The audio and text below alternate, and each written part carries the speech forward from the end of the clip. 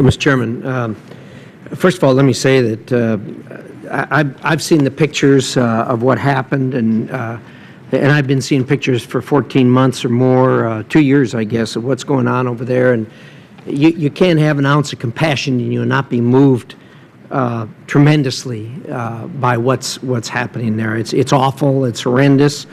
There's been almost 100,000 people killed there, and we all know, I guess in unclassified setting, we can say that these people have used gas on multiple occasions, but the deaths have only been in the hundreds and not in the thousands. But all of this is moving, and there's no question about it. Nonetheless, I am reluctant. If there was one American, if this was an attack against any American interest, this would be a no-brainer for me. But I'm reluctant at this point, and a part of it stems from where this is going to go, as to the limit that we're going to put on it. Secretary Kerry, you said you've met with your counterpart from Russia. And first of all, you say they're cooperating with us on all major issues.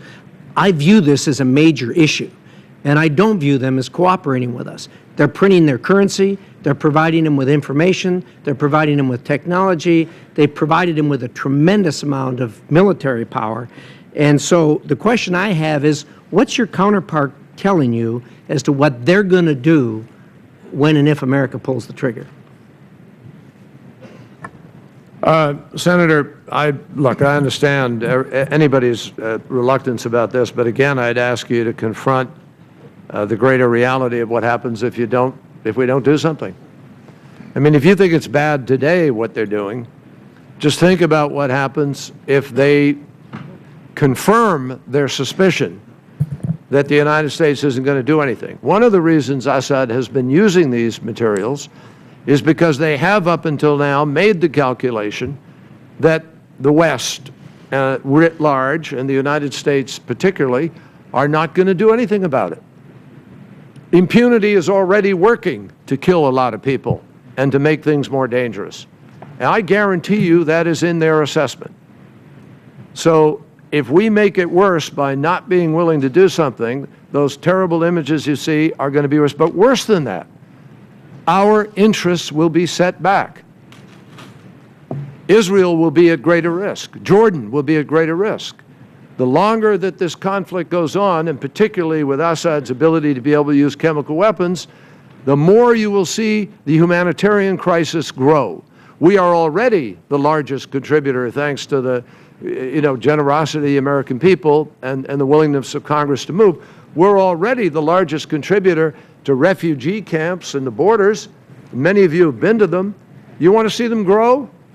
You want to see Jordan, which is already fragile? Many of you have met with the king. You know King Abdullah's judgment is that he's at risk because of what is happening. So I believe the best way to curb that and reduce the threat is by acting. And I don't disagree. I don't disagree with anything you said. But let's take that and try to expand on that. We need the credibility. There is no question about it. But are we really going to be giving them credibility if we go in with a limited strike, and the day after or the week after or the month after, Assad crawls out of his rat hole and says, look, I stood up to the strongest power on the face of this earth, and I won. And so now it's business as usual here. And he may say, and by the way, I'm not going to use chemical weapons anymore because I don't like what just happened, but I'm going to continue to use conventional weapons, and we're going to go on with business as usual, and the refugees are going to continue, and the thousands are going to be killed. And our allies are going to say, what's the matter with you, United States? You said you'd do something about this. You did a limited strike, but you didn't finish Assad off. And the problem is just as bad as it was. What does that do to our credibility? You know, that concerns me. Well, Senator, let me speak to that. It's a good question. First of all, I think General Dempsey will tell you Assad may be able to crawl out of the hole and say, look, I survived. But there's no way that with reality and other assessments, he's going to be able to say he's better off. There is no question that whatever choices are made by the President, that he and his military effort will not be better off, number one. And the opposition will know that, and the people in Syria will know that. Already today, just with the threat that action may be taken, defections have gone up, and people in Syria are reconsidering whether Assad is a long-term bet. Moreover, General Dempsey has made it clear, and Secretary Hagel's made it clear, and the President's made it clear, that there will be additional support to the opposition, which is only now in its third month of receiving the overt support, or of about to receive. In fairness, Senator McCain and others know there are things that haven't gotten there yet, but that process is in place, and that will increase. So I believe— my time's almost up, Senator Kerry. Okay. So let me. I really want to get a handle on this. I think all of us feel strongly about this, and I need to be reassured on this. The other thing that really troubles me about this is what happens if this thing gets away from us. I mean, what happens? You've been on the border between Israel and Lebanon, as I have, and since the last war, I mean, the Hezbollah has really beefed that up. What happens if they get into it with Israel? What's our response to that going to be?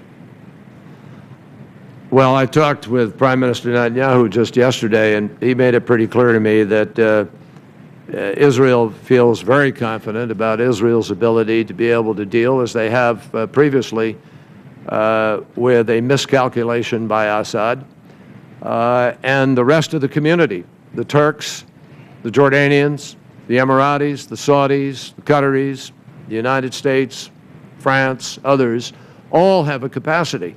So as I said in my statement, you all have to make a kind of calculation here, just as Assad does.